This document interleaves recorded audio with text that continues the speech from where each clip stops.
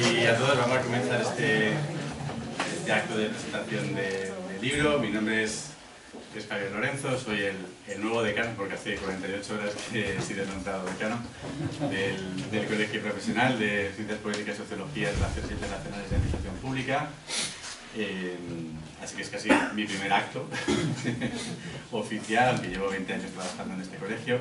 Solo quería darles la bienvenida. Este es el Colegio Profesional de la Sociología también, y por tanto este libro encaja perfectamente en nuestros idearios. Es un tema el que nos ocupa hoy interesante desde el punto de vista vital, desde el punto de vista personal, psicológico y también evidentemente sociológico, en un entorno y una generación que cada vez a veces se desoye y se oculta en los medios de comunicación, y no se le trata tanto la relevancia que tiene con qué sucede o qué empieza a suceder o cómo prepararnos para esa segunda etapa.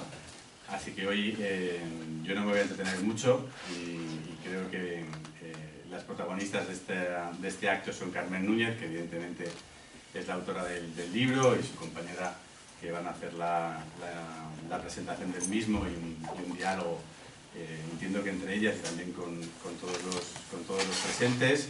Ella es socióloga, ha ejercido por la Universidad Complutense, ha ejercido su profesión en la propiedad industrial, pero desde unos años se dedica a investigar y a explorar estos temas de la longevidad, de cómo prepararnos para esa longevidad, de cómo querernos, de cómo socializarnos, de cómo relacionarnos con nosotros mismos y también con los demás. Y sin más dilación, les voy a dar paso a las protagonistas, y yo me retiro para que ellas tengan todo el espacio para ellas. Muchas gracias, y esta es vuestra casa. Para lo que queráis, estáis plenamente invitadas e invitados en lo que os recomiendo. Gracias.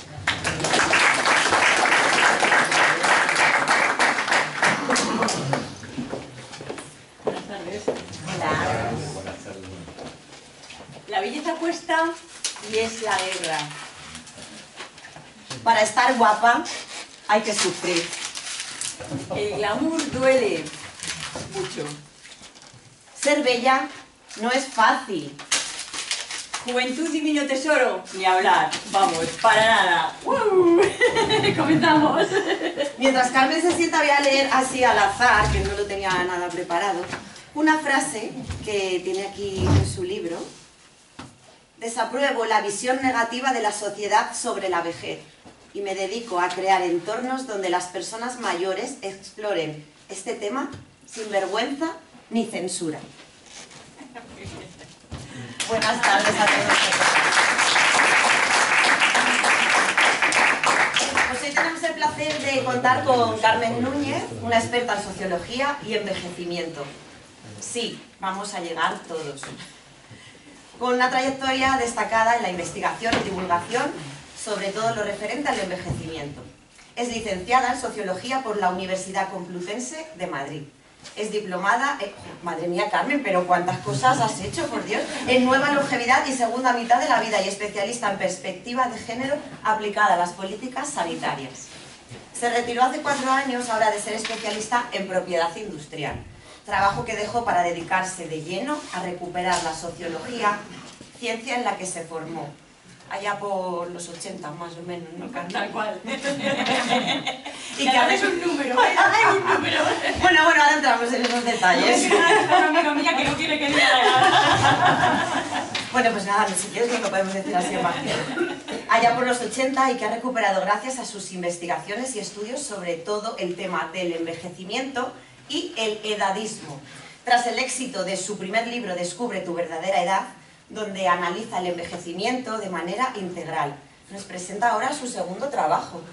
En esta nueva obra profundiza en los temas de la belleza, el erotismo y la sensualidad de los mayores con una mirada rigurosa y respetuosa. Además de su labor como escritora, es una conferenciante habitual en ayuntamientos, instituciones y asociaciones, y participa en debates televisivos. En Castilla-La Mancha Televisión, donde ha sido entrevistada por Ramón García. Madre mía, majísimo. En compañía, sí. Con Julián estando contigo, ha escrito artículos diarios, escrito como El Periódico y Público, y ha sido entrevistada por numerosos medios como La Vanguardia Longevity, dando a conocer todos los estereotipos y falsas ideas, mitos y arquetipos que existen sobre la sexualidad y la belleza una vez flanqueada la edad de los 50 años más o menos. La lectura de este segundo libro, La auténtica sensualidad empieza a los 50, nos invita a una reflexión clave.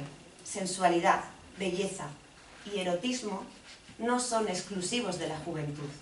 Las personas mayores también disfrutan del sexo y del placer. Su mensaje es claro. En esta nueva longevidad podemos sentirnos bellos y sexys, sin someternos a estándares imposibles. El amor propio, el cuidado personal y la autoestima son esenciales para valorar nuestra singularidad más allá de los cánones impuestos. El libro plantea una crítica a los estereotipos que alimentan el temor a la diferencia y a la exclusión. Propone cuestionar la idea de belleza dominante y apreciar la frescura de una belleza auténtica, espontánea y libre de sufrimiento. La belleza artificial, basada en intervenciones extremas, puede perder su atractivo y su esencia.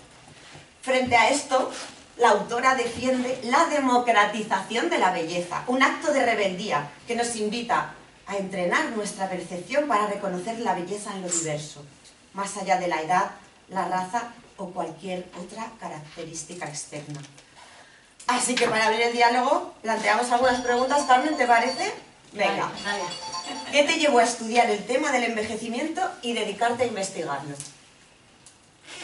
Vamos a ver, yo llevo investigando el tema del envejecimiento muchísimos años. Es decir, ya cuando estaban muchos compañeros aquí, colegas míos de propiedad industrial, y ellos saben que siempre he sido deportista, me ha preocupado la nutrición.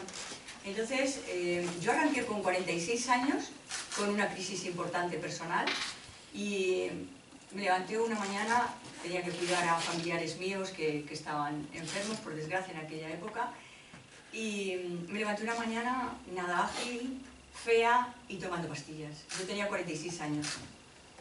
Entonces, obviamente, yo dije, no puedo seguir así, o sea, si tengo 40 y pocos años, ¿cómo voy a estar cuando llegue a 60, no? Y realmente me asusté. Y en ese momento comencé a estudiar, tuve la gran suerte de que cayó en mis manos, un libro que se llamaba La estrategia de la longevidad, de Richard Restad. Y entonces comprendí que yo tenía que organizar una estrategia. Yo decía, tengo que plantearme cómo quiero estar con 60 años. Y con 60 años realmente yo pensé, digo, pues me gustaría llegar sexy, atractiva, que creo que he conseguido, porque tengo 60 y more. El more son 7. O sea, que no me da ninguna vergüenza decirlo. Me encuentro muy bien, gracias a Dios. Quería llegar sexy, quería llegar sin tomar pastillas, solamente tomando suplementos nutricionales, y quería llegar además ágil. Y a día de hoy lo he conseguido. Han sido 20 y tantos años de esfuerzo, de leer todo lo que caía en mis manos, desde un paper a un artículo científico, a un libro de Jane Fonda, me daba lo mismo, superficial, revista, lo que fuera, caía todo, ¿no? Y entonces, así, levantándome y hincando la rodilla muchas veces, porque me he confundido, tomando suplementos, entrenando, etc., pues he conseguido, digamos, llegar a una longevidad, porque yo transito la longevidad, obviamente, digamos, bastante razonable, cuidándome, ¿no? Y con ensayo-error. Y bueno, pues así es como comencé. Tuve la gran suerte de que poco antes de jubilarme, que ya estaba yo con ganas de jubilarme de la oficina, con ganas de irme porque me conocen, he sido entrenadora de indoor y entrenadora de yoga, además, aparte, he dado muchos años, así me he ganado también la vida porque el salario de la administración es bajo. Pues yo ya tenía ganas de retirarme y me comentó una persona a la que quiero mucho, me dijo, con todo lo que entiendes de envejecimiento, de suplementos, de ejercicio y tal, ¿por qué no haces un libro? Y comencé a escribir el libro. Y ese libro fue ya realmente lo que me obligó a decir, me jubilo anticipadamente y me dedico a investigar, a profundizar sobre el envejecimiento y a divulgarlo, a contarle a la gente cómo puede tener una estrategia de longevidad y cómo puede llegar mejor, con mayor bienestar, a una edad más avanzada. ¿Qué es lo que hay que hacer para realmente poder estar en mejores condiciones? Y así fue como me fui orientando hacia ese camino. Y en tu segundo libro, Carmen, ¿por qué decidiste centrarte en la sensualidad, el erotismo y la belleza dentro del envejecimiento? Esto es un reto, porque vamos a ver, yo me defino primero como sociólogo, porque la sociología me encanta, estamos en el colegio de sociólogos y yo agradezco muchísimo el estar aquí, ¿no? Y fundamentalmente yo creo que soy un poco heterodoxa y transgresora. Entonces, al final, transgresora desde la educación y el respeto. Entonces, yo me daba cuenta, en el primer libro, yo hice un 360 grados, investigué completamente lo que es el envejecimiento. Desde los cuidados paliativos, el deporte, la alimentación, o sea, es un compendio global de cómo mejorar, ¿no? Entonces, me daba cuenta que hay temas que son estrellas, hay temas que la academia, a nivel académico, los investigan, y hay dinero para esos temas. Reversión del envejecimiento celular, medicina personalizada, criogenia, digamos, una serie de ámbitos que están muy potenciados en lo que es el envejecimiento, para mejorar el envejecimiento, ¿no?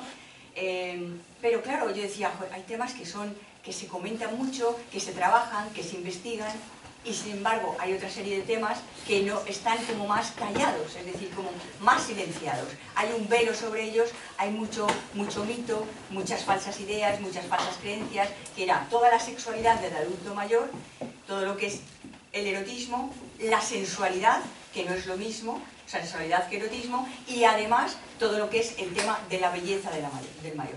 ¿Qué es lo que pasa? Que yo me encontraba con que las estructuras que nosotros, las estructuras sociales son como ese conjunto de ideas que son inconscientes y que nos filtran. Entonces eran muy erotofóbicas, es decir, silenciaban que en la vejez hay deseo, que en la vejez hay placer, que en la vejez hay ganas, que en la vejez hay belleza, que seguimos siendo personas activas. Entonces este aspecto, digamos, erotofóbico a mí me retó para decir, pues voy a escribir el libro sobre estos aspectos que están silenciados, corriendo un velo. Vamos a correr un velo y vamos a ver que realmente tus abuelos y tus padres también tienen sexualidad y también se sienten bellos y también quieren mejorar. Y también quieren estar no solamente en la belleza y en el erotismo, sino que quieren seguir trabajando, quieren estar en la vanguardia y en el cambio social. Entonces me centré en esos temas que eran, digamos, los más silenciados, por generar como sociólogo que soy un debate público que nos sirva como herramientas para poner en común lo que sentimos nosotros sobre estos temas. Porque yo ni sé más ni sé menos, simplemente he estudiado un poquito más, pero a mí me gusta el poder generar ese debate público. Por eso me centré en esos temas de momento, pero vienen otros. Oye, Carmen, ¿has tenido alguna experiencia personal o algo que te haya inspirado a lo largo de tu vida para la creación de este libro? A ver, sí, ha habido muchas tengo a mi prima y ella sabe que nuestra abuela ha sido, o sea, tanto mi madre como mi abuela han sido unos pilares fundamentales, porque mi abuela era una mujer con mucha formación, bastante culta, y que le gustaba muchísimo investigar y además muy libre y muy bella, o sea, muy bella de manera natural, ¿no? Entonces esa ha sido una de las fuentes de inspiración para hacer este libro fundamentalmente, ¿no?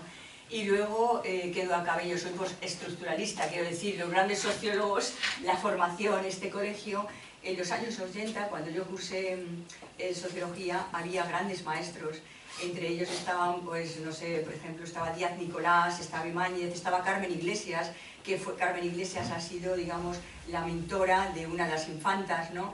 Estaba Joaquín Leguina, estaba Julián María Espadre, es decir, que yo he tenido profesores de altura, es decir, con un calado y con una formación fortísima que realmente forjaron mi mirada sobre la vida. Entonces mi mirada sobre la vida es una mirada que siempre procura ser, ¿cómo te diría yo?, buscar cuáles son esas ideas, esas creencias, esas leyendas inconscientes que nos están filtrando y que orientan nuestra vida hacia determinadas actitudes sin que nos demos cuenta, ¿no? Porque nos encontramos muchas veces con no, a mí no me influyen los anuncios, no me influye la publicidad, no me influye la moda, pero a todos nos influyen, ¿de acuerdo? O sea, a todos nos marcan y nos influyen, y a mí me gusta conocer esa parte inconsciente que está moviendo y dando sentido a nuestra vida social, no individual, porque no soy psicólogo, sino a nuestra vida social, cómo nos relacionamos, ¿no? Y esas han sido fundamentalmente mis marcajes en ese sentido. Y a mí se me ocurre, ¿cómo era tu abuela, Carmen?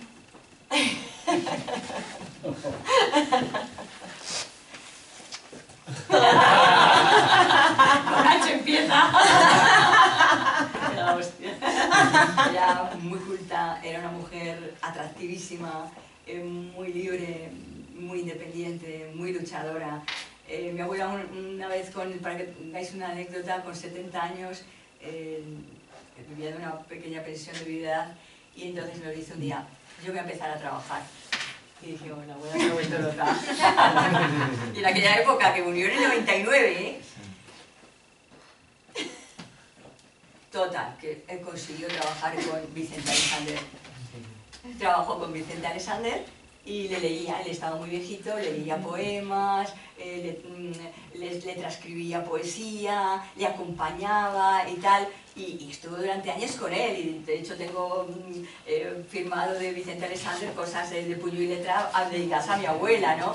Que, o sea, él no era heteronormativo, o sea, entonces, pues, era una mujer que te sorprendía, ¿no? Te sorprendía continuamente, ¿no? Una mujer que se partía con 80 años, lo operan de cadera y sale andando del hospital, ¿no? Y que, bueno, no es normal, o sea, era muy gaitán, ¿no? O sea, muy gaitán, ¿verdad, Pepe? Muy gaitán. Entonces, una mujer de la que aprende muchísimo, o sea, de altura. O sea, fuera de su época. Fuera de su época, totalmente. En el prólogo, que es de un conocido gerontólogo, Diego Bernardini, se habla del concepto de nueva longevidad. ¿Podrías explicárnoslo un poquito así en términos sencillos? Sí, vamos a ver, para que sepáis, Diego Bernardini, quien no le conozca, es uno de los gerontólogos más importantes que hay ahora mismo en Latinoamérica y ya está también, con bastante influencia también aquí en Europa, ¿no? Pero sobre todo en la comunidad latinoamericana. Y él es el que ha acuñado el término de nueva longevidad. Nueva longevidad, vamos a ver, nosotros es un poco hablar del envejecimiento, pero llamándolo de otra manera, ¿no? Y se trata de conseguir que nosotros vamos a vivir 30 años, estamos viviendo 30 años más que vivieron nuestros abuelos, nuestros padres y cualquier otra generación. O sea, fijaros lo que es, cualquier otra generación que haya habido en cualquier civilización no vive como nosotros, a partir de los 65 no ha vivido 30 años más.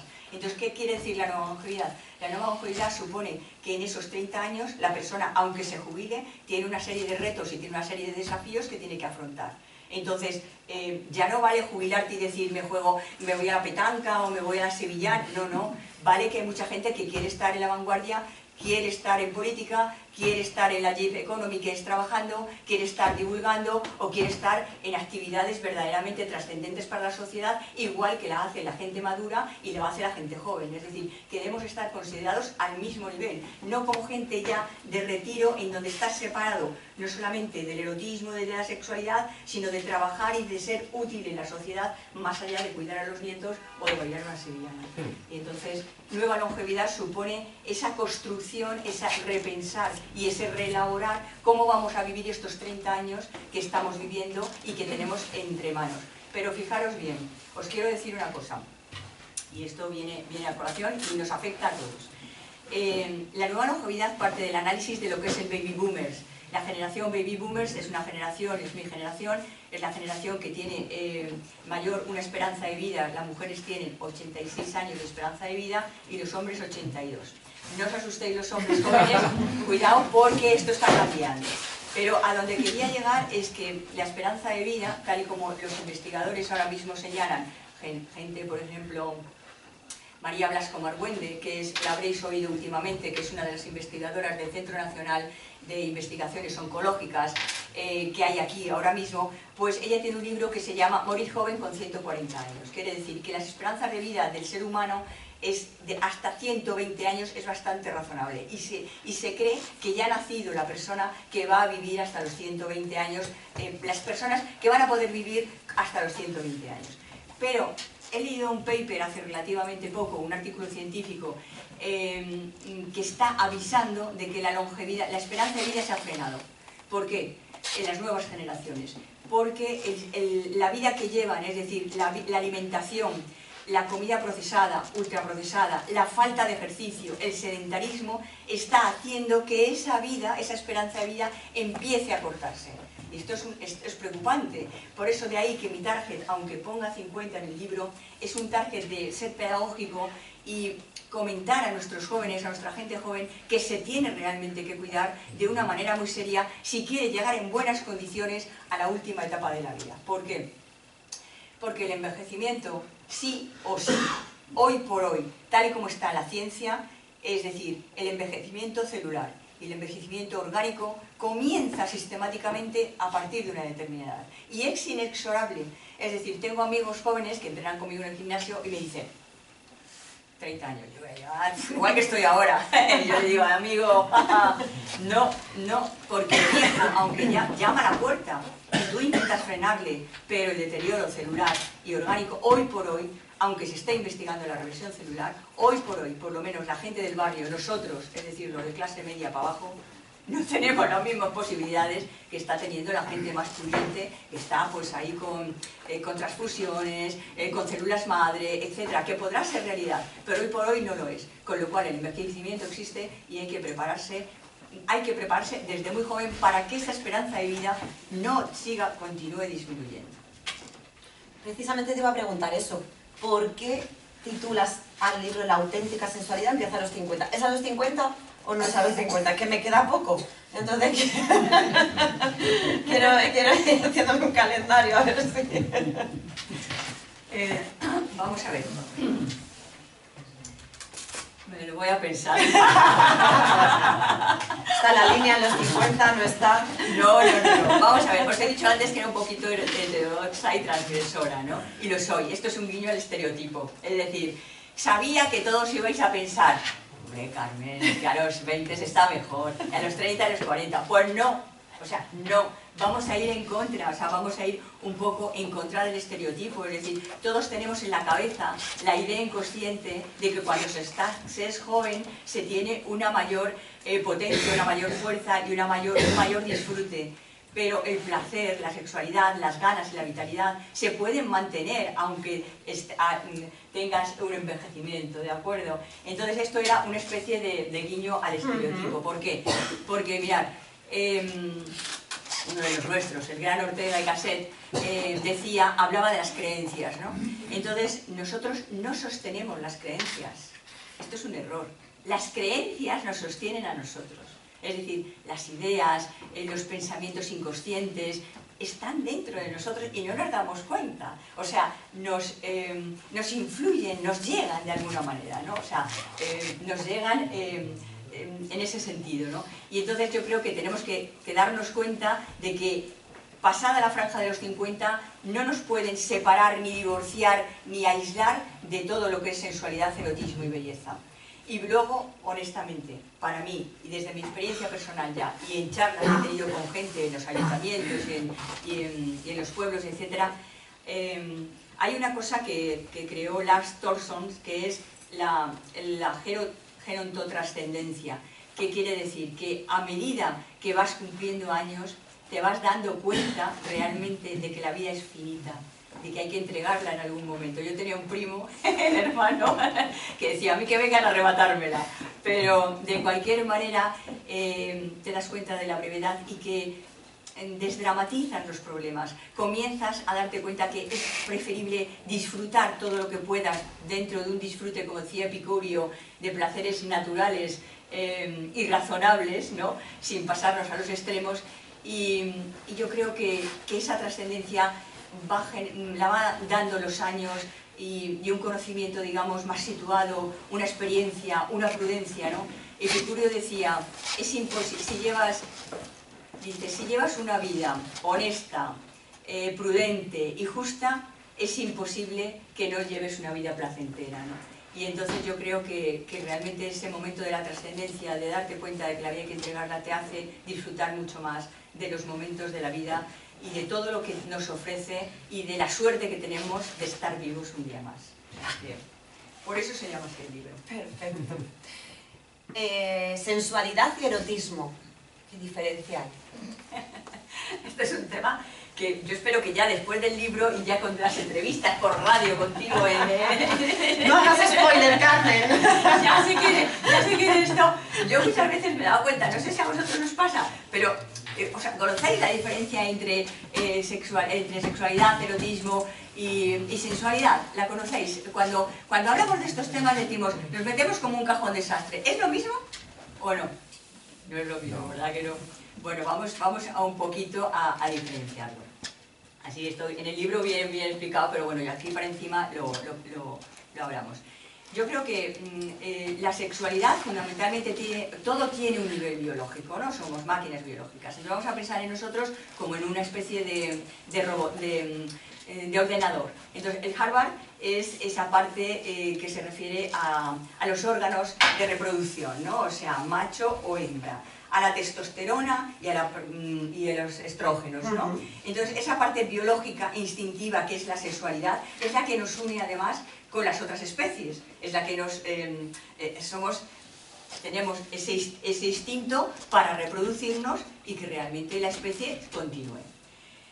Esa parte instintiva, digamos que la parte más descarnada, y más instintiva podría ser el primer nivel, que sería la pornografía, que sería, digamos, una sexualidad muy explícita, muy brusca, muy burda, y después entra el nivel cultural, el nivel de la sociología. Entra ese nivel en donde el medio ambiente en el que tú vives, las ideas de tu cultura, dónde te has formado, en qué familia, en qué clase social, en qué escuela, en qué universidad, en qué trabajo estás, empiezas a tener y conformar una serie de ideas que van dando a la sexualidad todo lo que es el romanticismo, el fetichismo, los deseos, la pasión, etcétera, que constituye el erotismo, que es una parte como más cultural, es la parte más cultural de la sexualidad, ¿no? Eso sería el software, por decirlo de alguna manera. En ese software, si tú disfrutas con los 5 sentidos, estamos empezando ya a hablar de sensualidad. ¿Por qué? Porque la sensualidad, la raíz de sensualidad es sensu, que significa sentidos, que evoluciona esa raíz a sensualities, que significa sentimientos, sentir con los 5 sentidos plenamente. Entonces, si tú sientes con los 5 sentidos tu sexualidad, estás teniendo una sexualidad plena e intensa, que es cuerpo a cuerpo. Pero si tú ese erotismo, esa sensualidad de disfrutar con tus 5 sentidos, lo quitas el cuerpo a cuerpo y disfrutas realmente con todo lo que la vida te da, con una puesta de sol, con bañarte desnuda en el mar, con una buena comida y junto a una chimenea, con un vino que ha pisado un amigo tuyo, un buen libro, etc. Eso pasa a ser la sensualidad, que es el nivel más, digamos, más sublime del sentimiento hacia la vida, el disfrutar de la vida. Entonces tendríamos por un parte la parte de la sexualidad instintiva, que nos une con los animales, la parte más burda, que sería la pornografía, la parte más cultural, que sería el erotismo, y la parte que ya se independiza del cuerpo a cuerpo es esa sensualidad que nos permite tener los placeres con todo lo que la vida nos oferta cada día. Y hay muy poca gente que llegue por la noche a su casa. Llegas a tu casa por la noche y dices, bueno, he llevado al colegio a los niños, he llevado al garaje, he discutido con mi jefe, he tenido que ir a la compra. Pero ¿quién llega por la noche y dice, ¿qué me ha hecho disfrutar hoy? De verdad, sensualmente. Pues me ha podido hacer disfrutar sensualmente hace muy poco tiempo el estar con un amigo enfermo en el hospital y que ese amigo enfermo me ha agradecido el que esté con él y además los rayos de sol nos han entrado por la ventana y los dos juntos hemos podido disfrutar de la vida en ese momento. Y he sido plenamente feliz. Eso es sensualidad. Atreverse a disfrutar con lo que la vida nos entrega cada día, pero es algo que además está por encima de la clase social y del dinero. Es algo que se entrena, que nosotros tenemos que entrenar cada día, porque si no lo entrenamos, no somos conscientes de lo que nos hace disfrutar realmente cada día. Y eso es lo que vale la pena finalmente en la vida, y lo que la edad te termina enseñando. Yo creo que es muy importante desarrollar y entrenar nuestra sensualidad, porque ayuda mucho a llegar con dignidad a las últimas etapas de la vida, que hay que entregarla finalmente. ¡Guau! ¡Qué potente, Carmen! Recojo todo lo que has dicho. Envejecemos biológicamente. Entonces, ¿existe una edad límite para disfrutar del sexo? Vamos a ver, tanto la OMS, por ejemplo, o otros organismos, no existe, y no lo digo yo, ahora mismo no recuerdo, lo traía en la cabeza pero no lo recuerdo, no existe una edad límite para disfrutar de la sexualidad. Pero no podemos ser unos pueriles ni ser unos ridículos, quiero decir, y no tener en cuenta lo que es el factor de cambio físico, de cambios fisiológicos, de cambios emocionales y de cambios psicológicos que se producen con la edad. ¿Qué es lo que ocurre? Que estos cambios que se producen en el hombre pues tenemos la disfunción eréctil y todas las manifestaciones que tienen, desde la dificultad para mantener la erección, desde cambios en el volumen de la expulsión, desde la calidad del semen, en la mujer, molestias con la penetración, falta de deseos, y todo eso arropado de que con la edad va apareciendo una serie de artrosis, problemas cardiovasculares, problemas una serie de problemas que todos conocemos aquí, ¿no? ¿Qué es lo que ocurre? Con eso hay que lidiar en la última etapa de la vida, ¿de acuerdo? Y realmente tenemos que darnos cuenta de que a unos sujetos les va a afectar más que a otros. Entonces, somos un colectivo, el de la segunda mitad de la vida, que somos 10 millones de personas en España, un 20% de la población. Cada persona es distinta y le va a afectar de diferente manera. Habrá una persona que con 80 ya no llega a los 80 porque ha fallecido, y una persona que con 80 quiera seguir teniendo relaciones sexuales porque sigue teniendo deseo y sigue teniendo ganas de estar vivo y de sentir. Entonces hay que ir al caso particular para entender la sexualidad de cada uno. Pero lo normal, y lo que dicen los científicos y los que lo han investigado, es que solamente una enfermedad muy grave te retire de tener ganas de ser amado, deseado y querido. ¿Quién no quiere? Y mucho más en la vejez, que estar acompañado, querido, sentido, tocado, en la medida que cada uno pueda, y con esas disfunciones y con esos, digamos, cambios que se producen, ¿de acuerdo? Entonces, yo creo que en ese sentido hay que respetar a cada persona y hay que dar cuenta del tema particular, pero sabiendo que se puede tener ganas y deseos hasta el último día de la vida. Por supuesto que una enfermedad te puede retirar de eso a cualquiera, pero a uno mayor y a uno joven, o sea, que da lo mismo, ¿no? No hay que perder esas ganas, y yo siempre digo que además órgano que no se utiliza, órgano que se te enferma, con lo cual, por la cuenta que nos trae, vamos a utilizarlo, ¿no? Me decía el otro día, como nota de color, una amiga que, digamos, me comentó, yo soy sociólogo por supuesto, pero entiendo estos temas, y me hizo una pregunta particular. Me dice: Carmen, estoy atravesando el tema de la menopausia y realmente no tengo ningún tipo de deseo, ¿no? Entonces, claro, yo le dije que era normal y que tenía que respetárselo, por supuesto, eso lo primero, ¿no? Y que como no había una enfermedad subyacente, porque sé que no hay una enfermedad subyacente, yo la recomendaba, yo leí hace unos cuantos años ya, por allí por los 90, en la colección La Sonrisa Vertical, que alguno de vosotros es una colección, la conocéis, que es, digamos, pornográfica, ¿no? Y entonces yo me acuerdo que había una protagonista que, como nota de color os cuento, que ella todos los viernes, a su hora y en su momento, sus baños, sus sales y su autoerotismo, ¿no? Todos los viernes, precisamente para que su músculo no le faltara. Entonces, que yo le dije: pues mira, creo que debería de ponerte una cierta disciplina. Y me dijo: Carmen, siempre está con lo mismo. Me parece maravilloso, me lo voy a apuntar. ¿Y cuáles son los mitos más extendidos sobre la sexualidad en la vejez? Bueno, hay muchos, o sea, mitos en el libro cuento un montón, hay muchísimos mitos, y hay mitos, estereotipos y arquetipos, o sea...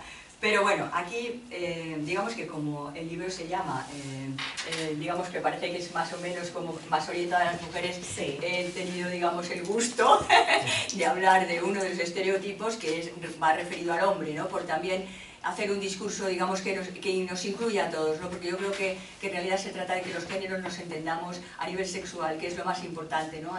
A ese nivel en donde el entendimiento es tan difícil y tan dificultoso, tengas el género que seas, género diverso, o seas hetero, o seas lo que seas, ¿no? Entonces, uno de ellos, brevemente os lo voy a contar, ¿no? Es el del viejo verde, ¿no?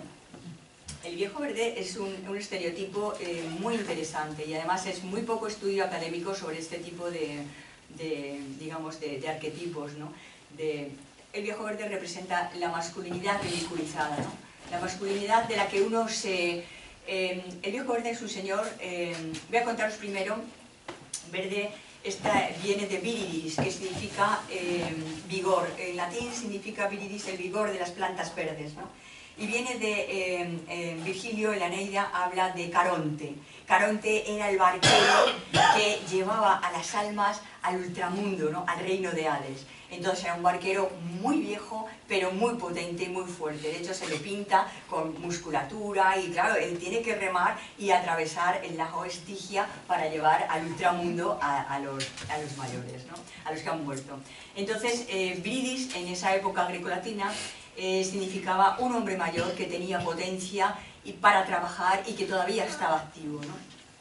Entonces, realmente esto va evolucionando y llegamos al siglo XVI con Enrique IV, que es aquel de París bien vale una misa, y era un hombre que le gustaba, era un rey que le gustaba vestirse de verde, vestía siempre con calzas verdes y con tonos verdes, y se iba a Versalles con las chicas más jóvenes. Él era viejito y él se iba con las chicas. Y entonces allí lo de viejo verde empezó a decir, bueno, los viejos verdes tal, y a partir del siglo XVI evoluciona ya en plan negativo, no como una persona potente y fuerte, viridis, sino como una persona un rarito, es decir, ¿cómo es que un viejo tiene ganas de tener deseos sexuales y le atraen las chicas jóvenes? Daros cuenta que venimos históricamente de Cicerón con Senectute, y ya Cicerón decía que lo bueno de la vejez es que nos libraba de las pasiones, nos libraba de esa atadura de las pasiones. Pero es que también en la Edad Media también tenemos ejemplos, ¿no? de gente que hablaba de liberarse de esas pasiones, ¿no? de las pasiones del erotismo y tal. O sea que tenemos un antecedente en nuestra cultura de Occidente en donde los mayores tienen que estar retirados, incluidos los hombres, de esos disfrutes. Entonces, a partir del siglo XVII, esos hombres que les gustan las chicas jóvenes empiezan a ser ridiculizados. Su masculinidad, claro, daros cuenta que son unos hombres que se salen del estereotipo, tienen ganas de tener relaciones con gente, y además no solamente con gente de su edad, sino con gente joven. ¿Por qué no con gente de su edad? Porque las mujeres de la edad, las viejas, venimos de un imaginario muy duro. Entonces las viejas solamente podían tener relaciones, nadie las quería tener relaciones con ellas, solamente Satán. Pero para que os hagáis una idea de cómo se consideraban y valoraban en el imaginario colectivo a las mujeres mayores, viejas, que una mujer podía ser vieja con 50 años, o sea, o incluso con 40. La esperanza de vida en aquella época era 30 años. La esperanza de vida ha subido a partir del siglo XX, no antes. Pues mirad, Horacio es uno de los más crueles, es uno de los poetas más crueles hacia las mujeres, ¿no? Y tiene una cosa que se llaman epodos, que son poesías, y tiene una, que es la poesía octava, que se llama Contra una vieja impúdica. Y os voy a leer un poquito. ¿Y pretendes que enerve mi vigor por complacerte, vieja impúdica? Montón de años que tienes los dientes negros, la frente surcada por las arrugas de la decrepitud, y como vaca rijosa despides un hedor nausebundo entre las escuálidas nalgas. ¿Piensas que me seducen tus pechos flácidos como ubres de una yegua? ¿Y tu vientre banducho y los flacos muslos que sostienen tus hinchadas rodillas?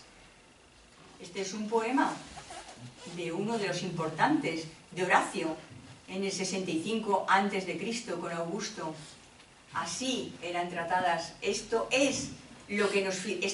Horacio es un influencer de su época y está hablando de lo que él siente hacia las viejas, hacia las mujeres viejas, y esto lo hemos arrastrado hasta hace muy poco tiempo y está en el imaginario de todas nosotras. No quiero decir que los hombres no tengan sus propios condicionamientos, que lo tienen y lo vamos a hablar después, pero esto es algo contra lo que tenemos que luchar. Y bueno, pues ahí lo dejo. De hecho, en tu nuevo libro, la belleza es otro eje clave de tu libro. ¿Cómo defines la belleza y cómo ha cambiado con el tiempo? Bueno, vamos a ver. La belleza es que es un tema, vamos a ver, lo del erotismo.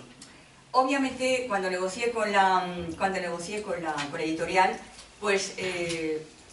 o sea, la portada tenía que ser esta y es lo que más vende, porque ya sabemos que lo que vende, o sea, disculparme, entre comillas, culo, pedo, caca, pis, o sea, es lo que nos vende, ¿no? Pero la belleza es un temor, O sea, la belleza realmente, el etos estético es muy importante.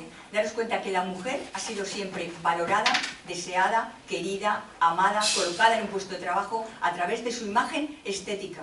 Es decir, la estética es tan importante que ya se forja en la época grecolatina y estos influencers que yo os hablo, es decir, influencers como pueden ser Fidias, Polícleto, Pericles, todos ellos están construyendo un canon.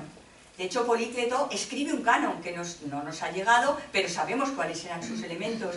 El canon era que la belleza, lo que estaba dentro de la caja y era bello, es que tenías que ser joven, tenías que ser armónico, tenías que ser equilibrado, con poco peso, atlético, es decir, esas son las características del canon. Pero fijaros bien que ese canon que se forja en la época grecolatina ha atravesado todas las épocas históricas. Por supuesto que ha tenido adaptaciones al contexto histórico. No es lo mismo una mujer medieval que una mujer de Rubens. Por supuesto que se han moldado, pero las características esenciales del canon son intrahistóricas y nos han llegado hasta ahora y nos siguen influyendo. El antipeso, como dice Lipovetsky, que es uno de los grandes sociólogos, el antipeso y lo que es la juventud son claves para estar dentro de la caja y ser bello. De hecho, ¿qué es lo que pasa con la belleza? Las mujeres, o sea, el sistema lo que pretende, que es muy viejo y se las sabe todas, es que nosotras abandonemos nuestra imagen real y nos aproximamos a esa imagen ideal de juventud. Cada vez es mayor la presión que tenemos. Es una presión constante, tanto en hombres como en mujeres, para tener un aspecto físico que se aleje de lo viejo, que no muestre el pelo cano, que no muestre las arrugas, la flacidez, la tripa, lo que es una mujer normal. Es decir, y nos estamos dando cuenta que mientras que antes eran las celebrities las que estaban, digamos, en ese ambiente, ahora cada vez más las cirugías plásticas, el botox, los hilos tensores, el peeling químico, está llegando más a más personas. Cada vez más personas se operan y cada vez su imagen real, digamos, la intentan aproximar a esa imagen ideal. En el libro yo lo que digo, me lo mantengo sin demonizar nada, cada uno es libre de hacer lo que quiera, pero a mí me parece como más razonable configurar un canon que no tenga que ver con el de la juventud. En el libro establezco un canon en donde yo digo, un canon donde valoremos, abracemos nuestra belleza, nuestro envejecimiento, nuestra belleza real y normal, sea una belleza suficiente, sea una belleza imperfecta. Rita Levi-Montalcini, que ha sido premio Nobel de Medicina, una mujer inteligente y que tiene el elogio a la imperfección, es uno de sus libros, habla que la imperfección es necesaria, está en la naturaleza y hay que aprender a valorarla, ¿no? Entonces, a mí me parece importante el que entre todos nos demos cuenta de que hay una belleza en la vejez muy distinta a la belleza de la juventud, pero que también vale la pena y que merece la pena tener en cuenta. O sea que eso es por ahí, y desarrollo todo el tema de la belleza ampliamente en el libro. ¿Dirías entonces que nuestra sociedad tiene una obsesión con la belleza física? Totalmente. No lo digo yo, o sea, hay una obsesión verdaderamente... hemos pasado, yo creo que hay muchos autores que os podría citar porque no vale la pena que yo hable y diga, es que mi opinión no es mi opinión, el libro está fundamentado en gente que ha estudiado estos temas y que ha hecho análisis longitudinales, investigaciones, ¿no? Entonces, por ejemplo, Noemí Wolf, que en el mito de la belleza nos habla de cómo qué mujer no se pone delante del espejo y realmente dice, bueno, quiero ser más guapa, más delgada, más joven y más flaca, ¿no? O sea, todas realmente nos filtran en ese sentido, ¿no? Y además de haber una obsesión, estamos entrando, como hemos pasado las mujeres del discurso feminista, del ámbito de la esclavitud doméstica, hemos pasado a lo que es el ámbito de la esclavitud de la belleza, ¿no? La belleza muchísimas veces nos hace mucha tiranía. Y tenemos además, sus grandes, digamos, papas, que son los cirujanos plásticos, tenemos a sus promesas de eternidad a través de la cirugía, tenemos a sus ángeles, que son las cremas, etc. Es decir, tenemos todo un ritual, una demiurgia de la belleza muy importante, ¿no? Y además de estar obsesionados, es que sin darnos cuenta, las mujeres vamos a la guerra. Y yo os lo voy a demostrar ahora con unas cosas que os voy a contar, que he investigado ya a posterior del libro. Me he dado cuenta que son frases que he cogido de muchísimos anuncios publicitarios, que no quería cansaros con imágenes y yo estar pendiente además. Pero las mujeres pasados los 50 vamos a la lucha, entramos en un periodo de guerra y os lo voy a contar. Mirad, las mujeres, estas frases que yo os voy a contar están cogidas de publicidad, de anuncios de publicidad, ¿no? Mira, dice, voy a leer algunas, para que veáis cómo nos naturalizan y nos hacen creer que esto es natural, porque lo grave es que esto, nosotras decimos, ah, pues es lo natural, ¿no? Por ejemplo, declara la guerra a tus arrugas, tu arma secreta contra las imperfecciones. Vence el frizz de tu pelo y consigue un cabello perfecto. Tu lucha contra las manchas comienza aquí. La batalla contra las arrugas comienza ya. Elimina las manchas y conquista la perfección. Tu escudo contra el daño solar. Vence la fragilidad y fortalece tu belleza.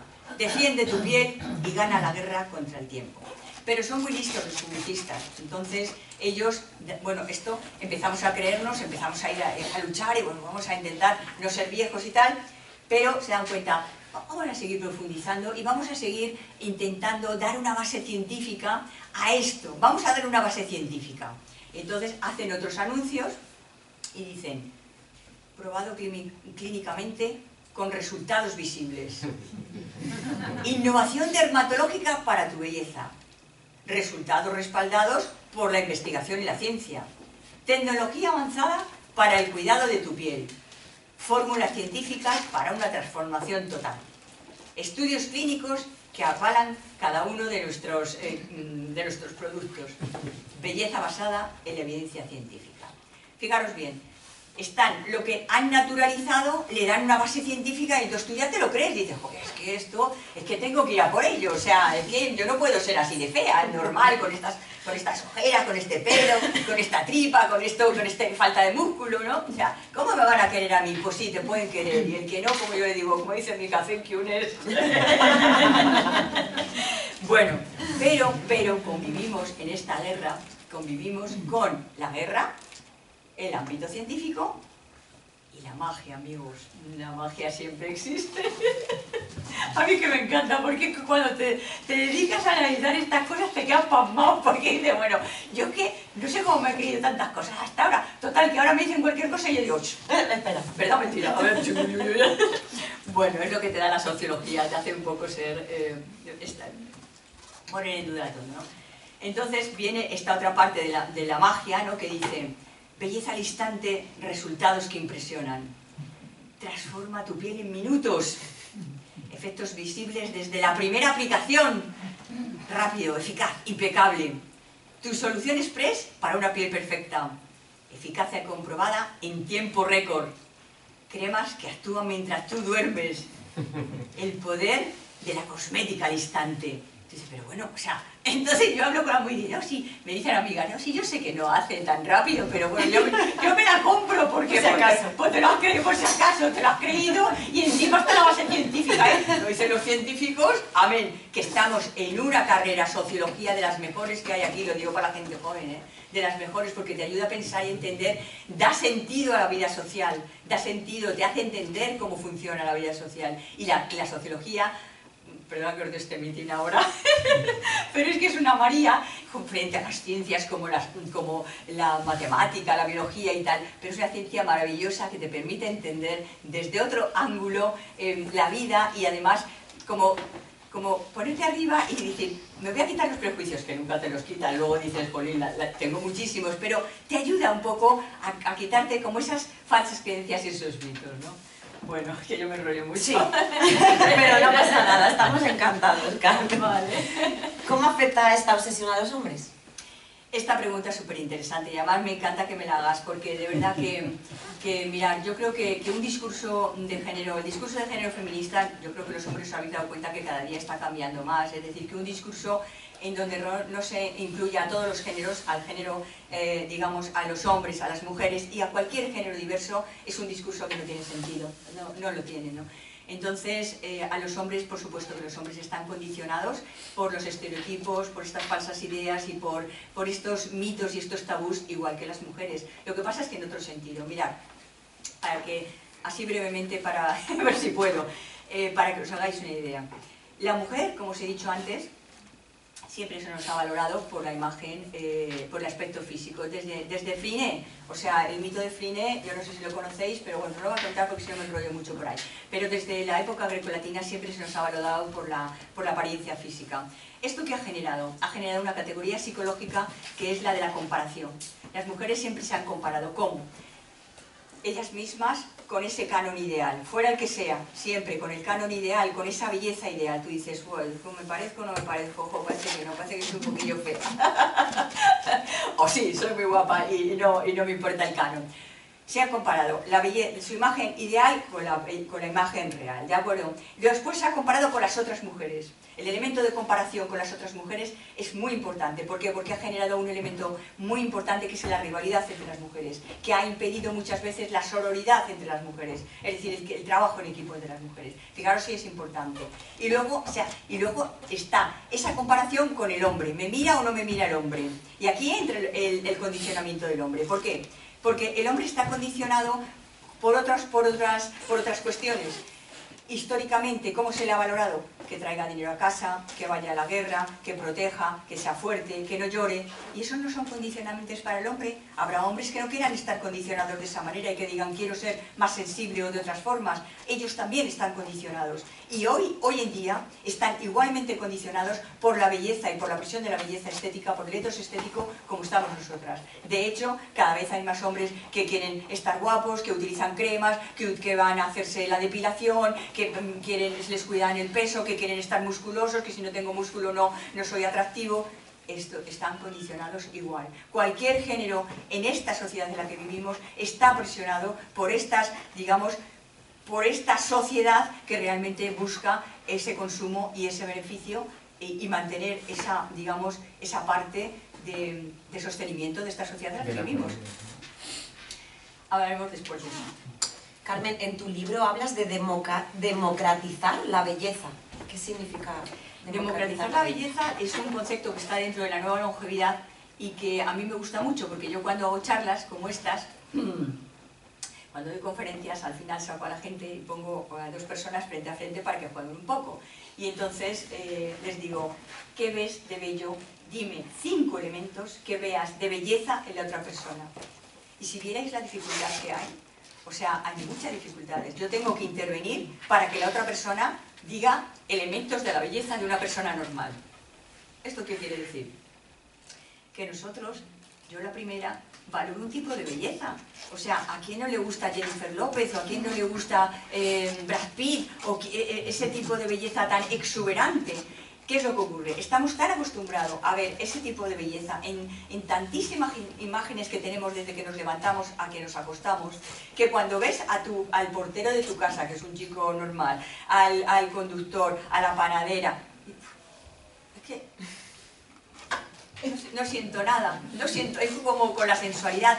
No tenemos entrenado el ojo para ver la belleza de la vejez y la belleza de las personas que somos normales, que somos muchos. Daros cuenta que solamente esta estadística hay que cogerla con pinzas porque es difícil de estudiar, pero se cree que solamente un 8% de la población nace con esos cánones de atractivo físico. Guapos, de verdad, como dice el canon. El resto somos normales. Entonces, hay que tener en cuenta estos principios también, ¿no? Aunque afortunadamente para todos nosotros, más allá de estos modelos ideales, cuando uno se aproxima a las personas, está también lo divertido que es, su confianza, su forma de moverse, su forma de expresarse, otros elementos que los que no estamos dentro del canon nos favorece porque podemos tener relaciones, enamorarnos, etcétera, etcétera, etcétera, ¿no? Pues si no sería horrible, oye, o sea, ¿qué pasaría con los que no, según el canon, no somos guapos, ¿no? Pues no. Pues hay otros factores que en las relaciones entre los sexos y entre los géneros realmente funcionan afortunadamente para todos. Carmen, y tú como socióloga, ¿cómo valoras la belleza natural versus artificial? Yo, vamos a ver, como socióloga respeto cualquier opción personal que se haga desde la reflexión y desde el juicio crítico. Es muy peligroso para la gente joven, que ahora mismo nos estamos encontrando mucha gente joven con 20 años que quiere hacerse cirugías plásticas, pero además con una belleza algorítmica. Os voy a explicar lo que es la belleza algorítmica y metamórfica. y hablo de ella en el libro. La belleza algorítmica es cuando una persona joven se pasa un filtro de una inteligencia artificial. Fijaros bien que los filtros no tienen en cuenta la anatomía de nuestra cara, porque los cirujanos plásticos utilizan la máscara de Masquart. Es una máscara que te ponen delante para saber tu cara cómo está separada de esa medida perfecta. Y el cirujano te dice lo que te puedes hacer o lo que no. Pero es que las chicas jóvenes no van así, van con un filtro que le ha pasado la inteligencia artificial y dicen yo quiero parecerme a este modelo de la inteligencia. Es imposible, o sea, a nivel óseo es imposible hacer esa transformación, ¿no? Y además son transformaciones muy peligrosas, con mucho sufrimiento y con mucha mortificación, es decir, la belleza tiene mortificación detrás, ese tipo de belleza, ¿no? Entonces esa sería la belleza algorítmica, ¿no?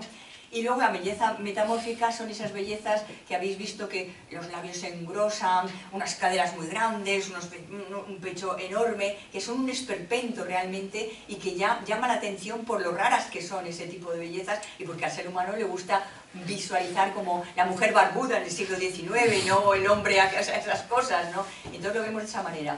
Yo creo que cuando una persona digamos, decide transformarse y aproximarse a esa imagen ideal o no respetar su propia o construirse de otra manera su propia identidad, yo creo que hay que hacerlo teniendo muy en cuenta que no puede tapar, digamos, situaciones de falta de autoestima, eso es lo primero.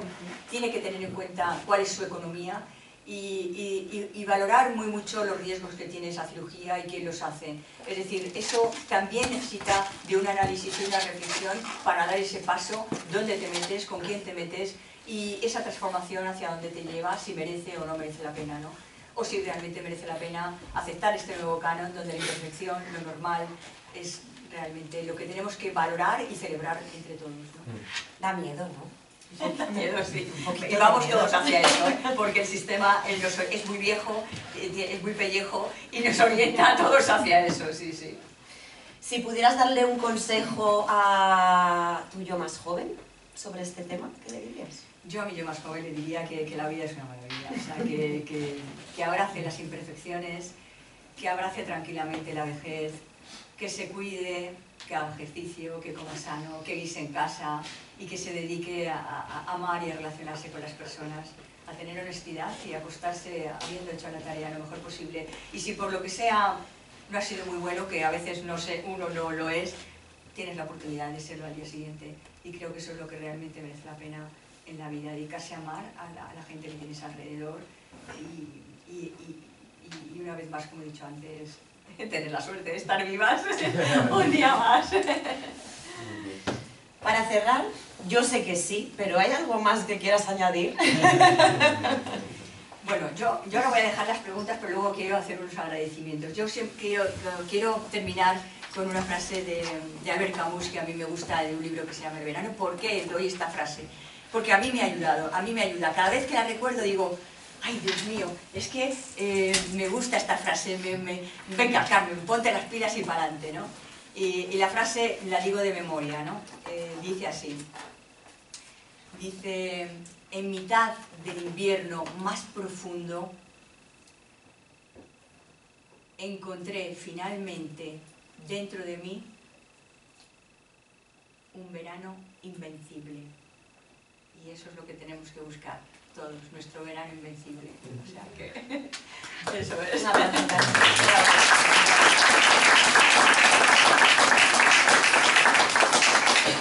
Pues podemos comenzar a realizar preguntas. Sí. Yo ya me callo y ya.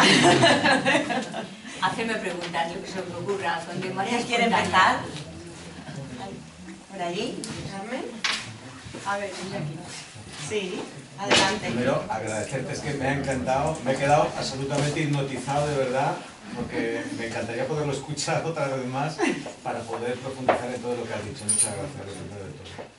Y yo lo que quería saber, en esta sociedad vemos una exacerbación no de la belleza, de un modelo de belleza y también de un modelo de erotismo, ¿no? Normalmente está en la sopa, continuamente en publicidad, en todo lo que hacemos, ¿no? No sé, la causa profunda, o no sé si llamarla estructural, De todo eso, no sé si se sabe algo o puede haber una respuesta a todo esto. Sí que la hay. Vamos a ver, yo creo que hay dos causas fundamentales, hay dos condicionantes fundamentales.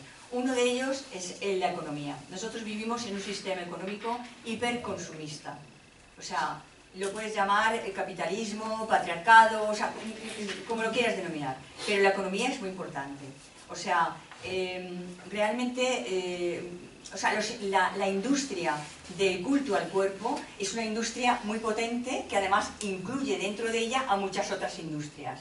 Desde la industria cosmética, la industria perfumera, la industria farmacéutica, la industria de la moda. Es decir, son una serie de cantidad de industrias que todas ellas juntas están por encima de la industria farmacéutica, de la industria armamentística, ojo, todas juntas. Entonces, los millones de dólares que se generan es muchísimo cada año y da muchísimo empleo a mucha gente. Entonces, el beneficio, es decir, es lo más importante. Por tanto, el nivel económico es fundamental. O sea, ahí está esa presión económica de seguir consumiendo, de que consumamos y de que realmente mantengamos esta construcción social de la realidad que tenemos, ¿no? Pero es que después de eso hay un elemento importante, hay un elemento estructural. Es decir,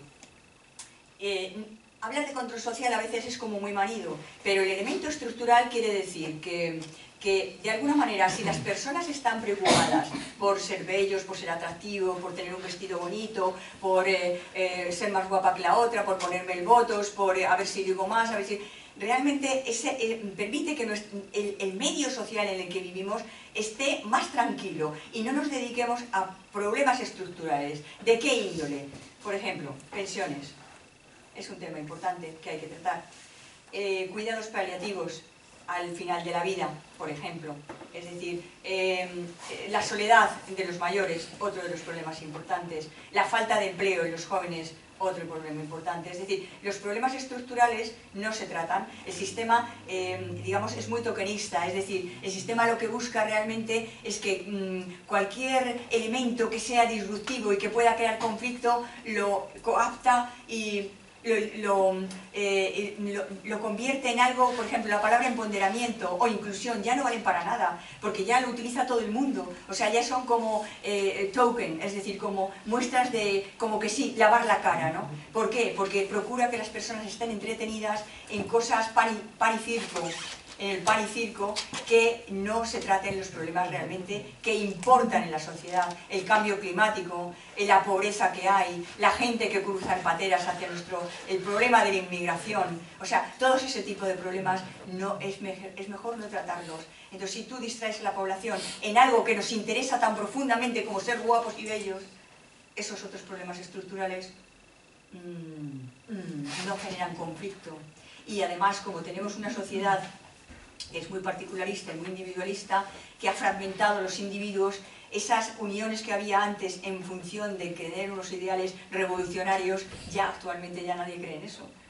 Ahora ya ni tan siquiera hay mini revoluciones hablo de nuestra cultura occidental, ¿de acuerdo? Ahora lo que hay más que nada son esas personas que están, por ejemplo, como en Greenpeace y hacen en las redes algo que se hace viral. Y entonces, eso que se ha hecho viral, cuidado con ello, a ver qué va a pasar, a ver si va a generar un movimiento social. Las personas ya no nos unimos para hacer un cambio verdaderamente de las estructuras. Y el sistema lo que hace es que incluye las cosas, las absorbe y las incluye para que no molesten mucho. Y eso es lo que hay detrás. Primero el sistema económico y luego el que las estructuras se muevan poco, no cambien mucho, no dar problemas. Muchas gracias. ¿Alguien más quiere preguntar a Carmen? Adelante. Vale, primero que todo, como millennials que soy, quiero agradecer que se pueda tocar estos temas y que nosotros, bueno, hablo por mí, me dé cuenta que esté haciendo bien las cosas, con el gusto al deporte, con una alimentación sana hecha en casa y con una buena socialización, sin importar la edad que tiene la persona, simplemente el conocimiento que me da, ¿no? Y dentro de tu libro, que he surcado las olas contigo, ahí hemos ido navegando, personificas, bueno, esas olas que están personificadas en tu libro, ¿no? Me es interesante y de gran motivación, y creo que para todos aquí presentes, sin limitaciones de edad, el poder entender que la vejez no puede ser un enemigo para combatir, ¿no?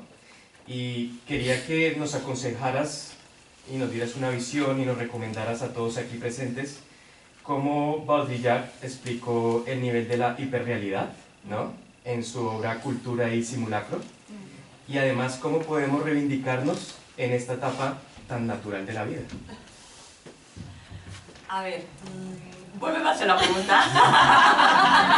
Enséñanos qué quiso decir Baudrillard cuando habla del nivel de la hiperrealidad, ¿vale? Y cómo podemos reivindicarnos en esta etapa tan natural de la vida. Vamos a ver, Baudrillard era un gran sociólogo que investigó realmente las estructuras fundamentalmente. Se dedicó a analizar este tipo de cosas, ¿no? Es decir, cómo nos afectan los estereotipos, las falsas ideas, cómo realmente podíamos liberarnos un poco como personas de este tipo de situaciones. Él no se centró tanto en el envejecimiento, se centraba más, digamos, en lo que era el consumo, es decir, en la parte del valor de las cosas, que tenían las cosas. Y yo, contestando a cómo podríamos, digamos, vivir un poco mejor en la vejez, por decirlo de alguna manera, a mí no me gusta dar consejos. Es decir, yo creo que hay que trabajar un poco la actitud, fundamentalmente.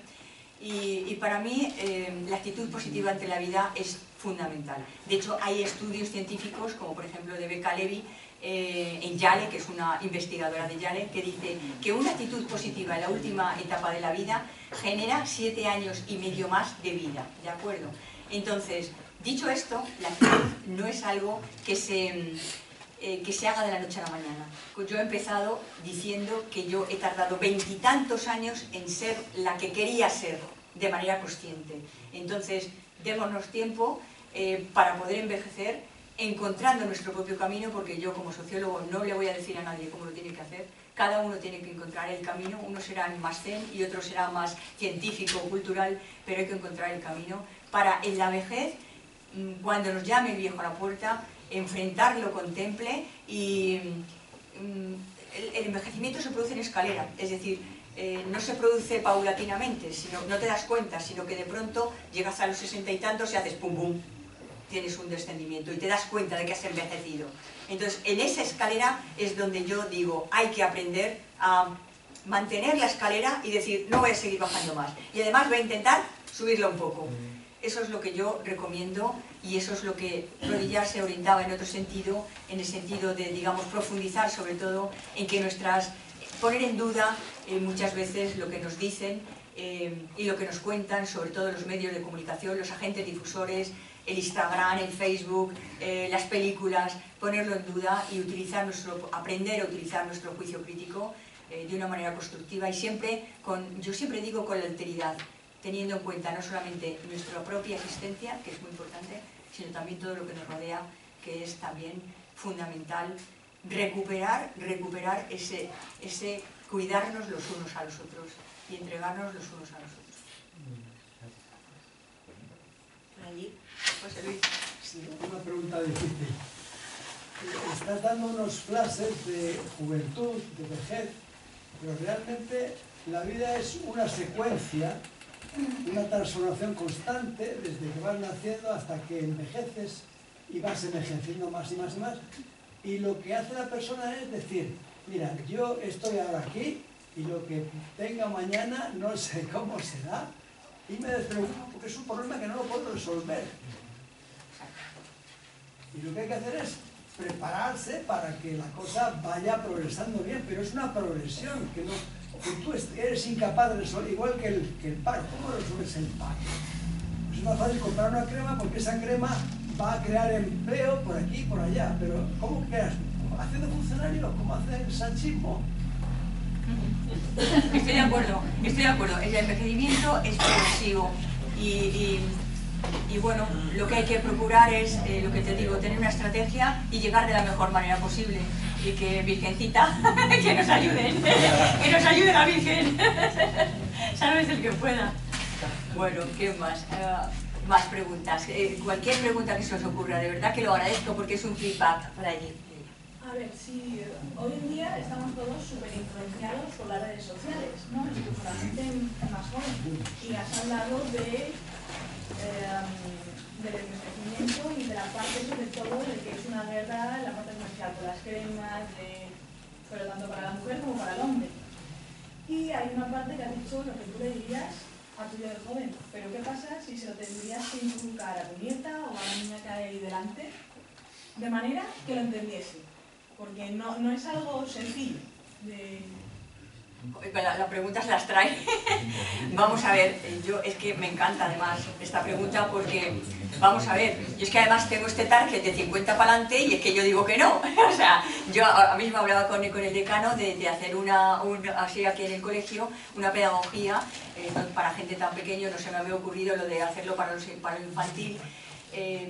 Quizá porque a nivel infantil no sabría cómo afrontar ese tema de lo corta que es la vida, ¿no? Quizá los niños no tienen todavía esa capacidad de comprender que la vida es finita, pero sí desde la gente joven, a partir de los 15 años, que realmente empezaran una disciplina, o sea, una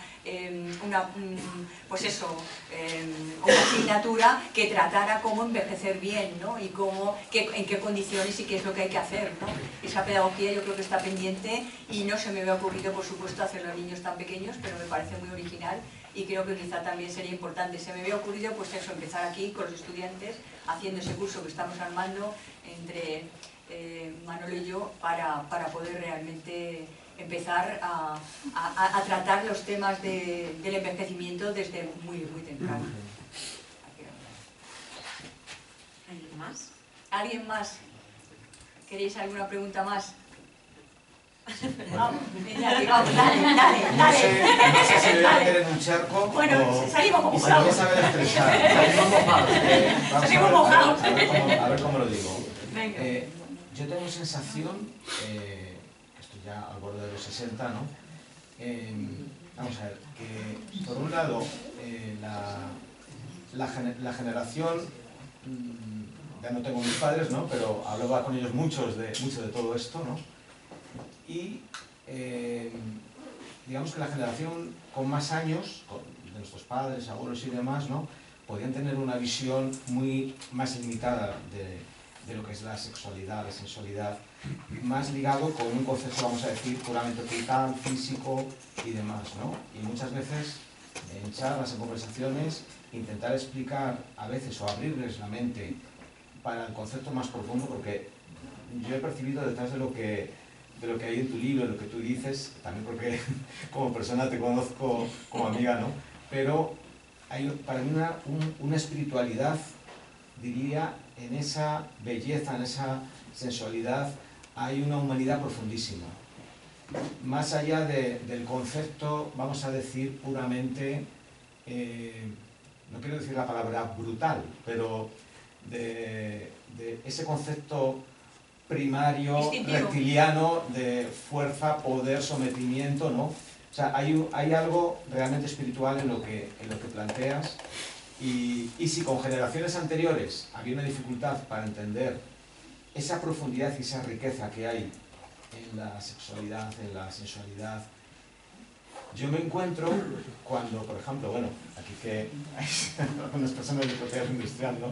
Y he hablado con compañeros y compañeras jóvenes de ese ámbito, ¿no? En el que estoy también, que me quedo asustado porque quizá esta generación más como las nuestras, que hemos tenido inquietudes y que hemos estado abiertos a aprender, en gente muy joven, cuando intento explicar que no es lo mismo la sexualidad, que el erotismo, que la afectividad, o sea, que la propia sensualidad, ¿no? Vuelven al 0-1, es decir, vuelven a lo más primario, perdiendo todos los matices y la profundidad que hay detrás, ¿no? Entonces, tengo una sensación de que si hubo dificultades, no con personas como, por ejemplo, el caso de tu abuela, que eran excepcionales, ¿no? Pero si con generaciones anteriores tenían unas dificultades lógicas por la educación y tal, yo en las nuevas generaciones, sorprendentemente, quiero pensar que igual son limitadas las personas con las que yo he hablado, ¿no? Pero me preocupa el hecho de que en las generaciones jóvenes no haya una vuelta atrás en lugar de avanzar a abrirse a esa profundidad y riqueza que hay, que se la van a perder. Mira, es genial, me encanta. Me encanta, Iñaki. José Luis ha dado la respuesta. José Luis es la clave. Vamos a ver, mira, he hablado antes de que hay un nivel biológico, instintivo, apasionado, brutal, burdo, pornográfico, es la edad. Es decir, el proceso evolutivo de llegar a esa condición, a ese conocimiento situado, a esa sabiduría y esa prudencia necesita tiempo. Entonces, si tú has hablado con gente joven y están en esa época efervescente de que van, aquí te pillo, aquí te mato, la sexualidad intensa, esa subida hormonal, es normal, quizá es pedir cada etapa tiene su proceso. Entonces, en ese proceso evolutivo, esa cognición que tú tienes, digamos, de una espiritualidad, necesita tiempo. Necesita tiempo. Yo creo que no hay que tener miedo. Yo creo que los jóvenes van a llegar, el que quiera curtirse, va a llegar evolutivamente a decir, a esa espiritualidad, porque no queda más remedio. Porque os he hablado de las disfunciones. Es decir, si al final, si tú te estás muy apegado a los códigos hegemónicos dominantes sexuales, que son coitocentrismo, muy fálico, sacralización del orgasmo y además, digamos, frecuencias imposibles, y si en una noche tú no has hecho un trío, un coito anal y 5 penetraciones, eres un aburrido, entonces va con esa etapa, la biología influye. Entonces yo pienso que a veces... Yo confío en que esa juventud, en su proceso evolutivo, no es lo mismo pensar con 30 años que pensar con 60 o con 80. Es decir, la energía de la sabiduría de una persona mayor es brutal. Es la misma energía que tiene el otro en la parte biológica, pero tú la tienes en la parte sensorial y en la parte emocional. Son las mismas energías, pero orientadas en diferentes sitios. Y a mí eso me fascina, porque él lo tiene en la biología, pero yo lo tengo en lo sensorial y lo tengo en lo espiritual. Eso es la vida. Evolucionar del nivel más biológico que nos une a las especies a esa parte que nos une con el universo, con la divina providencia que decía Bach. Pero necesita tiempo, necesita cocerse, hay que dar tiempo y confiar. Adelante, José Luis. Una de la actualidad, como ahora ha salido un nuevo papa. ¡Vemos papa! Resulta de que en tiempos de la Inquisición te habrían quemado. Varias veces. Vamos a ver, por supuesto, pero siempre me quedaría el aquelarre con el demonio. Siempre tendría el aquelarre. Aquellos cuadros de Goya en donde finalmente la bruja desdentada y de pelo puede tener un final feliz, pero siempre animado. La religión siempre ha sido una especie de muro para que nadie pudiese franquearlo a esta situación de la vida, que es la realidad de la humanidad. Ha sido un elemento de dominación, o sea, igual que lo ha sido la política y que lo es la economía. Es decir, cuando cualquier idea nos domina y queremos imponerla a los demás, es una ideología. Es decir, lo bueno que tiene la sociología es que te ayuda a aprender a que ni estas ideas que yo estoy diciendo son herramientas de... No os lo creáis, no creáis. Esto es un cuento que yo estoy contando, es un cuento como el de la niña. Entonces te desprendes de tus ideas. Cuando aprendes a desprenderte de que ni tan siquiera tus ideas valen, que lo realmente importante es que lo que tienes alrededor, la gente que tienes alrededor te quiera y te cuide, y tú puedas querer y cuidar a esas personas, eso es realmente la espiritualidad más profunda, creo yo. ¿Nadie más? ¿Alguna cosa más? Venga. ¿Tú no crees que la base realmente es la educación que se empieza a dar desde nuestra base y que ha ido cambiando poco a poco y que por eso nos hemos cerrado a ese mundo abierto en el que muchas generaciones nuestras ya lo teníamos más controlado y hemos dejado de tenerlo? A ver, vuelve. Bueno, a ver, Perfílame. La educación, según la hemos recibido unos u otros, es verdad que esa educación ha hecho que seamos personas más libres. Pero es cierto que desde hace un tiempo atrás, esta educación, digamos, que ha ido para atrás, al menos en este país y en algunas zonas. Y sobre todo las personas con las que convivimos, la educación es súper importante. Entonces, ¿no crees que todo eso está basado en la mala educación que estamos transmitiendo? En parte sí, pero yo es que soy bastante, yo confío creo que esto como que se mueve hacia adelante y hacia detrás, ¿no? O sea, digamos que, y es muy versátil, depende mucho de las clases sociales, del entorno urbano en el que estés, de dónde te muevas, ¿no? Por ejemplo, en el ámbito rural sabemos que yo noto que hay más cerrazón hacia estos temas, más dificultades, porque hay menos acceso a la cultura. Pero en cualquier caso también, es decir, la educación es muy importante, ¿no? Y la ponemos en manos de las instituciones, de la política y tal, pero también hay una parte de responsabilidad personal en cada uno de nosotros, ¿no? De por encima de todo formarnos, forjarnos y procurar esa prudencia, esa honestidad, ¿no? Obviamente a nivel social ya sabemos que la educación que se está impartiendo en estos momentos quizá adolece de muchas cosas, ¿no?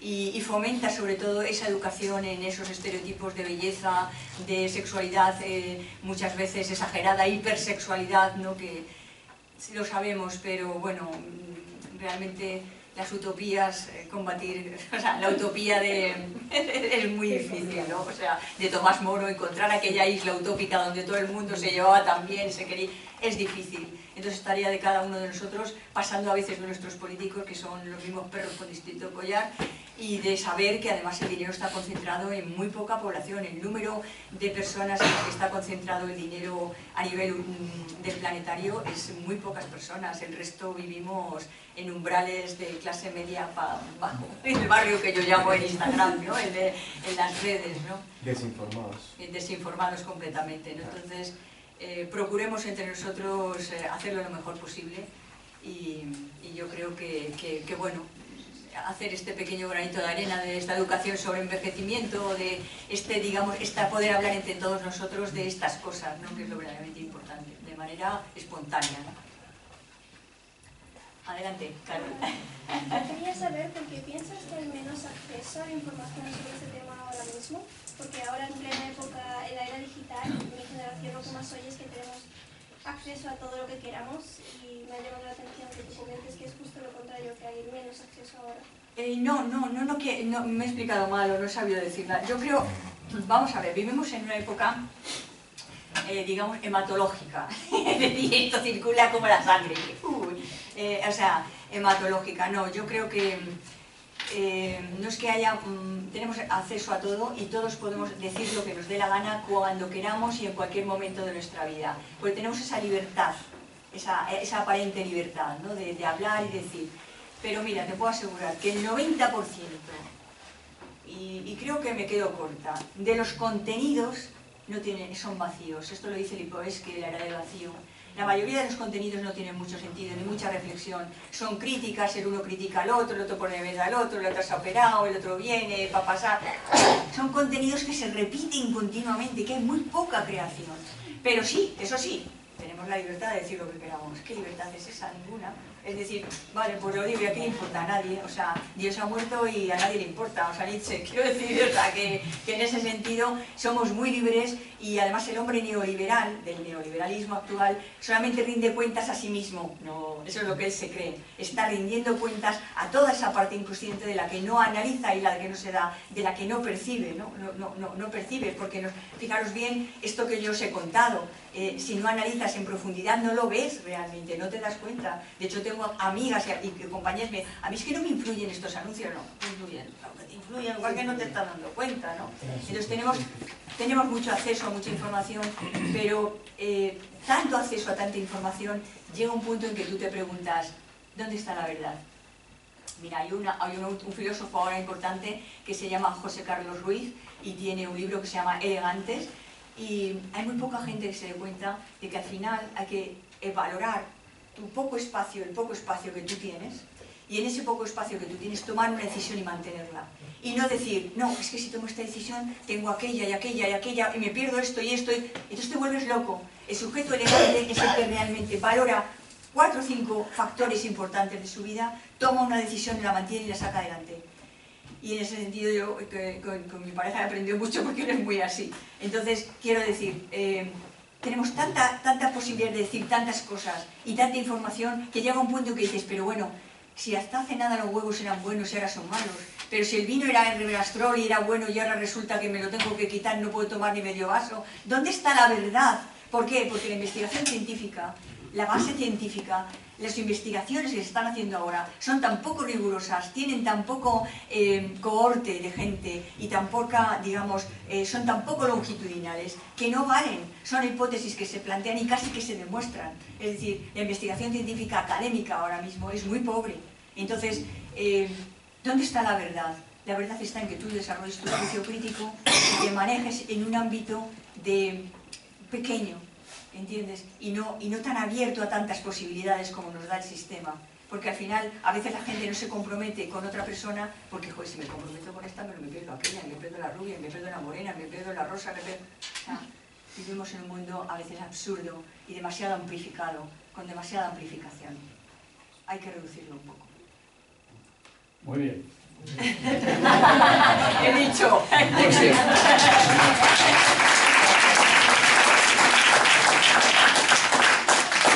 Bueno, antes estamos ya terminando, pero quiero hacer un cierre.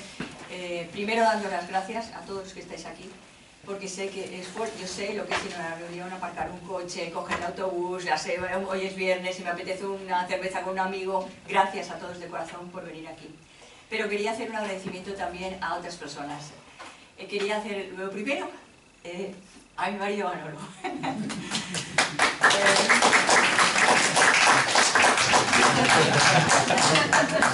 Porque me ha ayudado mucho con la presentación y es uno de los mejores compañeros que se puede tener, ¿no? A Natalia, que ha tenido la osadía de ayudarme y de estar aquí conmigo.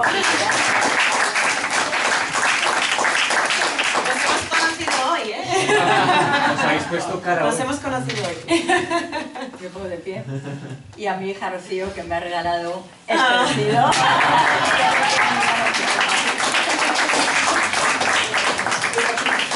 Que sociólogos que estamos aquí. Y nada más. Que bueno, que si queréis que os firme el libro, pues... Bueno, nos vamos un poquito más viejos, pero un poquito o mucho más sabios, ¿no? Así que Carmen va a estar encantada de firmaros el libro. La auténtica sensualidad empieza a los 50. Enhorabuena.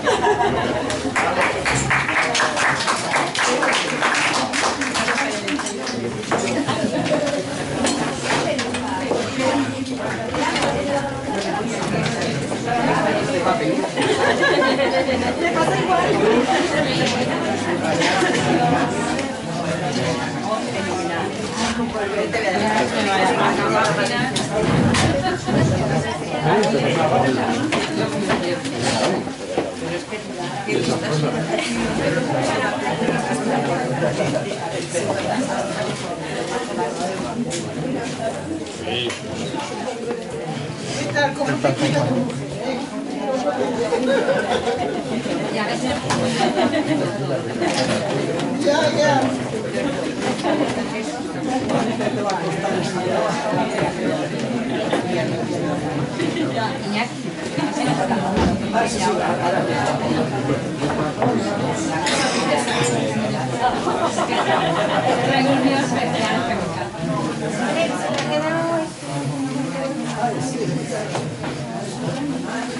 Vamos a ver a los chicos y si no...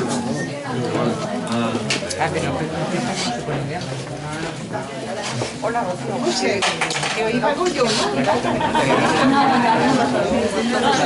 tal?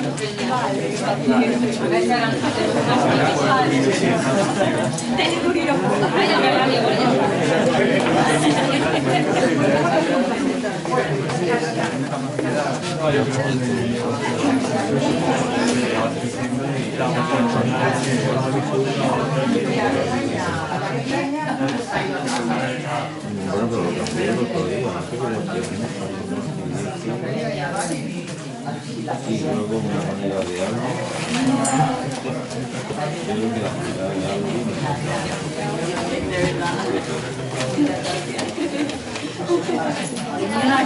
¿Os importa si nos hacéis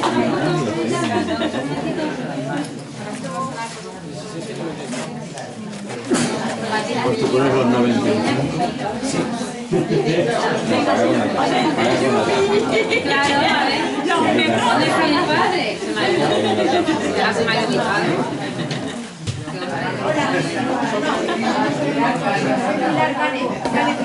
Hola.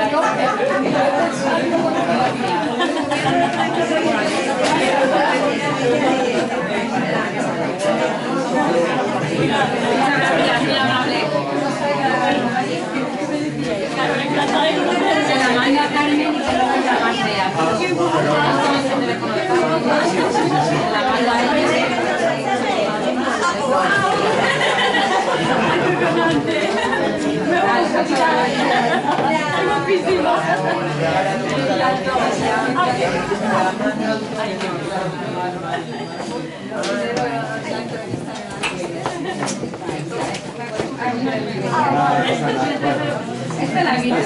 Esa borrada, pero luego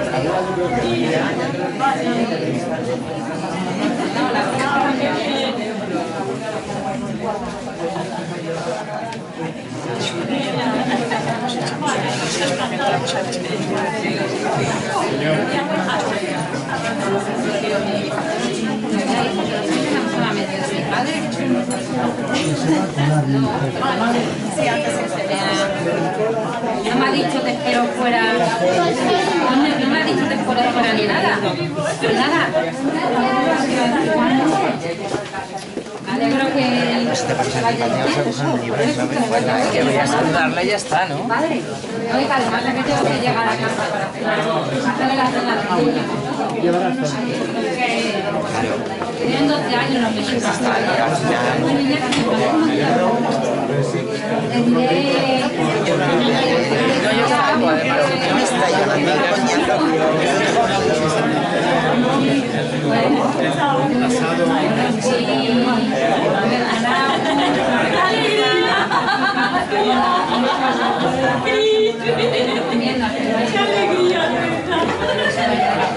pues nada, oye, me da mucha alegría verte prontito, que cualquiera de todos que esté allí.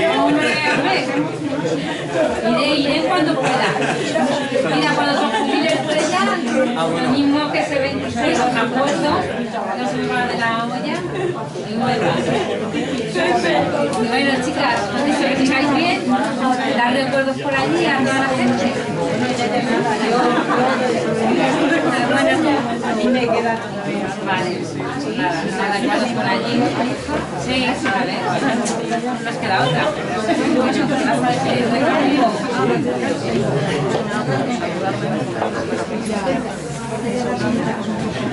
Entonces, haberos visto y nada, que sigáis. Que sigamos todos bien, que sigamos.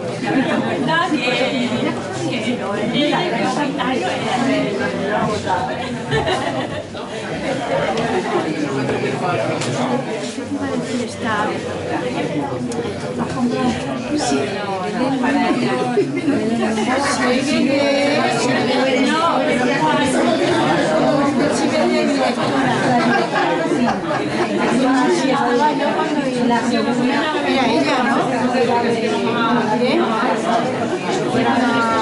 No sé si era Buenos Aires o Montevideo y le dio un derrame en el avión, el loco, tuvo que quedarse ingresada allí. Está bien, ya se incorporó y ahora está bien. Yo me acuerdo cuando iba con Itma, pero que sí, el avión. No me despido. Igualmente que era de la sí, a ver si lo veo no, cuando se jubila Estrella, a ver si no se me pasa pero voy ese día, me la ha sido ahora el año pasado que estuvo la más de un llega yo por ahí tiene buenas de pegar justo información todas ahí. O sea, pondré un mensajito. Venga, muchas gracias. Hasta luego. Sí, vamos allá.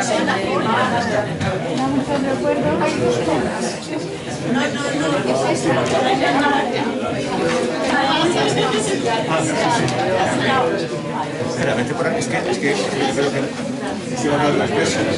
No, ha estado genial.